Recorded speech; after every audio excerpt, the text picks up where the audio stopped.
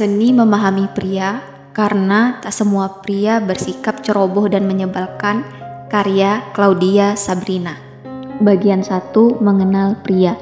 Pada suatu ketika, majalah Men's Health mengadakan riset terhadap 1.000 responden wanita dengan rentang usia 21-54 tahun di Amerika Serikat. Tujuan dari riset ini adalah mencari tahu sifat-sifat pria yang dianggap terbaik oleh wanita. Riset yang berlangsung di Princeton, New Jersey Research Corporation dan melalui situs bestlifeonline.com ini menegaskan bahwa kebanyakan wanita lebih mementingkan sifat daripada wajah tampan pria untuk membangun hubungan jangka panjang yang serius. Hasil riset menyimpulkan wanita mudah takluk kepada pria yang setia, bertanggung jawab, baik, jujur, dan kebapaan. 8 dari 10 responden wanita, 84% sepakat bahwa pria setia adalah yang terbaik dan terlihat paling seksi. Selain bisa menarik perhatian wanita, ternyata sifat setia pada pria juga berkaitan dengan tingkat kecerdasannya. Menurut penelitian lain yang digagas oleh Dr. Satoshi Kanazawa, pria yang tidak setia dan sering selingkuh memiliki IQ, intelligence quotient, lebih rendah dibandingkan pria yang setia dengan pasangannya. Pada peringkat kedua, hasil riset mengungkapkan bahwa wanita tergila-gila dengan pria yang bertanggung jawab dan mampu menjaga komitmen bersama. Sebanyak 75% responden wanita mengakui mereka mencari pria yang bisa diandalkan. Misalnya, mau membantu menyiapkan makan malam atau memberikan solusi ketika pasangan sedang ditimpa masalah. Hal-hal ini memperlihatkan sinyal positif bahwa pria sudah siap untuk hubungan tahap lanjut. Tak bisa dipungkiri, pria dengan pesona bad boy memang terlihat seksi dan menantang. Namun jika bicara soal hubungan untuk masa depan, maka hal itu bukan pertimbangan utama wanita. Terbukti dengan 67% responden lebih memilih pria yang mempunyai perilaku baik untuk dijadikan suami. Para responden wanita menilai bahwa pribadi yang baik mencerminkan rasa percaya diri yang dianggap lebih seksi ketimbang pria hobi tebar pesona. Sebuah studi yang dilakukan di China, terdapat 100 responden berusia muda juga menyimpulkan sifat baik hati dianggap jauh lebih memikat daripada penampilan fisik. Sebanyak 66% responden wanita percaya bahwa pria yang jujur dan memiliki integritas merupakan pasangan idaman terbaik. Juga tak ada yang lebih menarik dari seorang pria yang menyukai dan menyayangi anak kecil dengan tulus. Anda bisa membayangkan betapa bahagianya memiliki suami yang sekaligus bisa menjadi bapak yang baik untuk anak-anak Anda. Sebanyak 51% responden wanita setuju bahwa pria kebapaan dipandang sebagai pribadi yang penyayang dan penyabar. Hal itu pernah dibuktikan dengan penelitian yang dipimpin oleh James Horney pada tahun 2006. Studi ini melibatkan responden dengan rentang usia 18-30 tahun. Seluruh responden wanita diminta untuk menilai sejumlah foto berdasarkan keterangan mengenai sifat dan karakter, mulai dari kebapaan, baik hati, maskulin, dan tampan. Roney dan rekan penelitian menyimpulkan bahwa pria dengan sifat kebapaan memiliki daya tarik paling hebat di mata wanita. Begitulah antara lain cara pandang wanita terhadap pria. Memang sudah sejak lama pria menjadi sosok yang sangat menarik untuk diteliti. Ia dianggap sebagai makhluk yang misterius tapi penting. Bagi banyak spesies, hanya sperma yang menjadi kontribusi pria dan atau jantan dalam reproduksi. Para ahli biologi sudah lama bingung mengapa seleksi evolusi yang dikenal dengan efisiensi kejamnya memungkinkan mereka tetap ada. Sekarang ilmuwan di Inggris mendapatkan penjelasan. Profesor Matt Gates memimpin penelitian di Universitas East Anglia untuk mengetahui kenapa pria atau jantan diperlukan untuk proses yang dikenal dengan seleksi seksual yang membantu spesies menangkal penyakit dan menghindari kepunahan. Menurut para ilmuwan, sistem di mana semua keturunan diproduksi tanpa jenis kelamin, seperti halnya pada semua populasi aseksual wanita, akan jauh lebih efisien memproduksi keturunan dalam jumlah besar. Dalam hasil penelitian yang dipublikasikan dalam jurnal Nature tersebut, para jurnal menemukan bahwa seleksi seksual di mana jantan bersaing agar dipilih oleh betina untuk reproduksi, memperbaiki kolam, gen, dan meningkatkan kesehatan populasi. Ini menjelaskan mengapa jantan atau pria adalah penting. Tidak adanya pilihan ketika jenis kelamin tidak ada atau tidak perlu bersaing untuk itu. Meninggalkan populasi dengan genetik lebih lemah membuat mereka lebih rentan terhadap kepunahan. Persaingan antara pria untuk reproduksi memberikan manfaat yang sangat penting karena meningkatkan kesehatan genetik populasi. Seleksi seksual mencapai hal ini dengan bertindak sebagai filter untuk menghilangkan mutasi genetik berbahaya, membantu populasi berkembang dan menghindari kepunahan dalam jangka panjang. Hampir semua spesies multisel berproduksi menggunakan kelamin. Namun, keberadaannya tidak mudah untuk dijelaskan secara biologis karena seks memiliki kelemahan besar, termasuk hanya setengah dari keturunannya, anak perempuan yang akan menghasilkan keturunan sendiri. Lantas, mengapa setiap spesies melakukan semua upaya tersebut untuk anak pria? Di dalam penelitian mereka, tim Gay mengembangkan kumbang tepung Tribolium lebih dari 10 tahun dalam kondisi laboratorium terkontrol. Kekuatan seleksi seksual berkisar dari persaingan ketat, di mana 90 jantan bersaing hanya untuk 10 betina.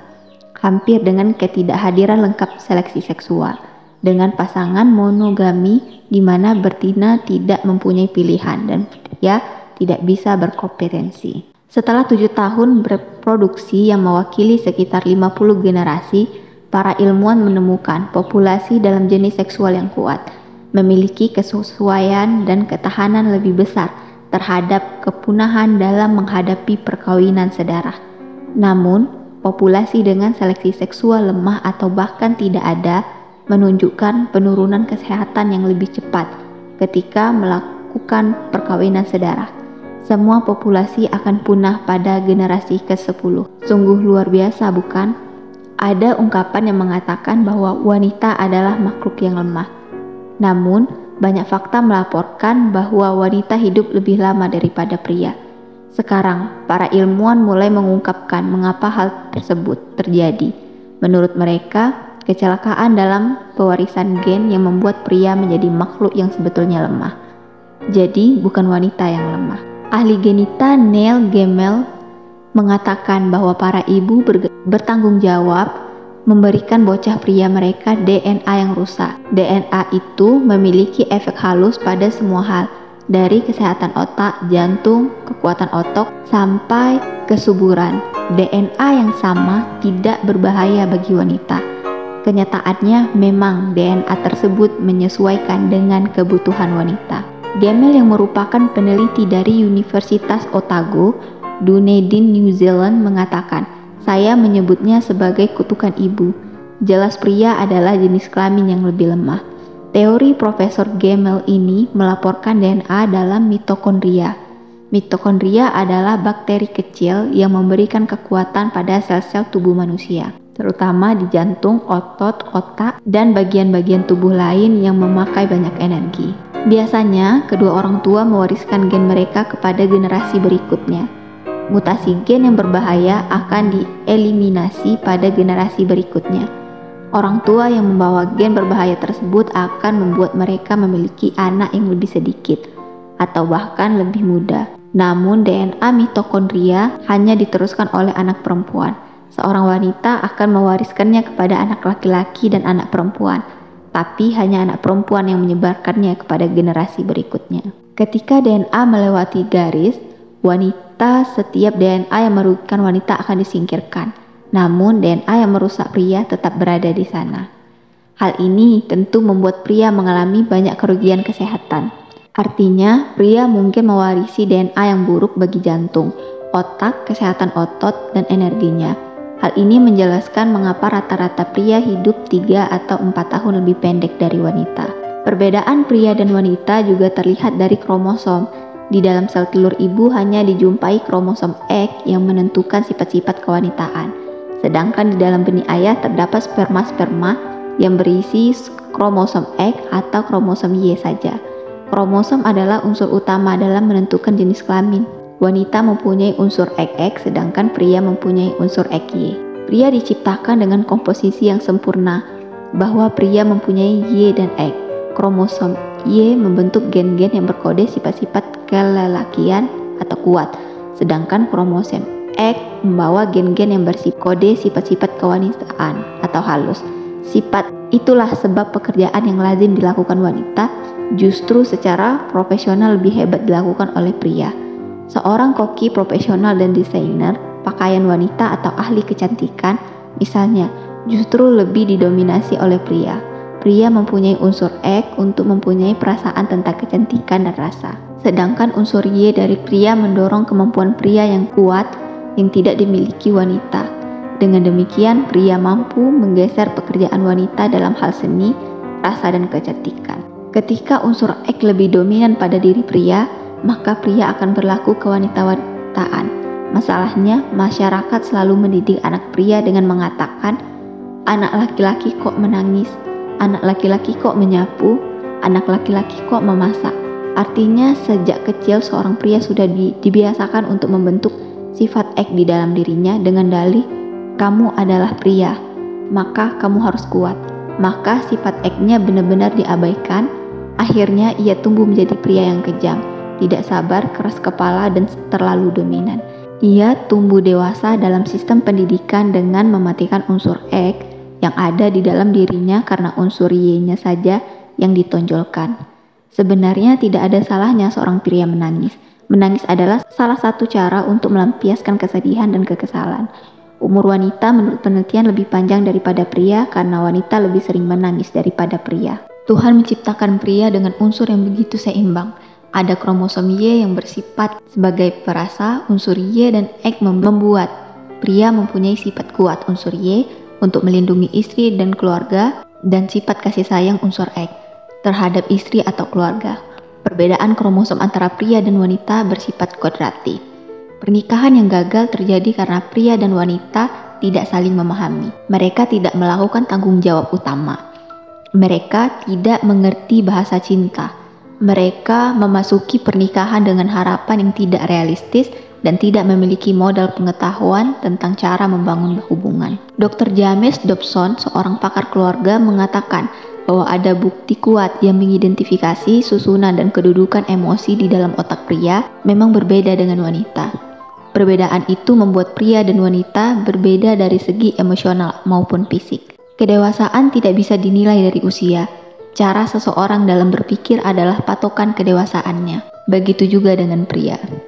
Banyak pria yang mengaku dewasa namun ia masih melakukan sikap yang kekanak-kanakan.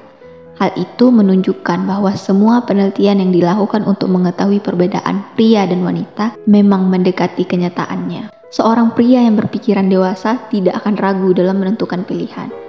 Meskipun begitu, ia juga tidak asal menemukan pilihan. Ia menentukan pilihan secara hati-hati namun tidak akan memutar balik ucapannya sendiri. Ia mengungkapkan ketegasannya dalam mengambil sikap. Ia cenderung sulit untuk mengganti pikirannya dengan yang lain. Pria yang berpikiran dewasa akan memegang prinsip bahwa apapun keputusan yang diambil, benar atau salah, didukung atau tidak didukung, akan tetap bertanggung jawab terhadap keputusan apapun yang ia ambil. Ia tidak akan menyalahkan orang lain ketika keputusannya salah. Ia tidak akan mengeluh meskipun keputusannya tidak didukung oleh siapapun. Ia akan berusaha semampunya untuk menyelesaikan apa yang sudah ia lakukan sebagai konsekuensinya. Sifat tegas dalam mengambil keputusan dan bertanggung jawab, itulah membuat pria yang dewasa pasti memiliki tujuan hidup tersendiri. Ia tidak cuma bersenang-senang pada masa mudanya karena ia mengetahui tujuan hidupnya dalam bidang apapun. Ia akan berjuang tanpa mengeluh untuk mencapai tujuan tersebut. Jika dalam kesulitan, ia tak segan meminta pertolongan orang lain untuk menggapai tujuan hidupnya yang sesungguhnya. Salah satu hal yang tampak dari sikap pria adalah kesuksesannya untuk berteman. Ia pasti bergaul dengan orang yang menyenangkan baginya. Kan tidak mungkin ia berteman akrab dengan pria lainnya. Bahkan ia cenderung memiliki banyak teman dekat karena ia lebih membuka diri dan nyaman dengan orang lain. Ia mudah beradaptasi dengan lingkungan sekitar meskipun ia tidak menyukainya. Semakin banyak teman dekat yang ia miliki, maka ia semakin dewasa. Seorang pria yang bisa dianggap dewasa ketika ia dapat mengungkapkan keinginan tanpa kemarahan atau emosi. Ia pasti tahu apa yang sedang ia bicarakan dan apa yang ia ungkapkan. Pria yang berpikiran dewasa akan memegang prinsip bahwa apapun keputusan yang dia ambil, benar atau salah, didukung atau tidak didukung, akan tetap bertanggung jawab terhadap keputusan apapun yang ia ambil.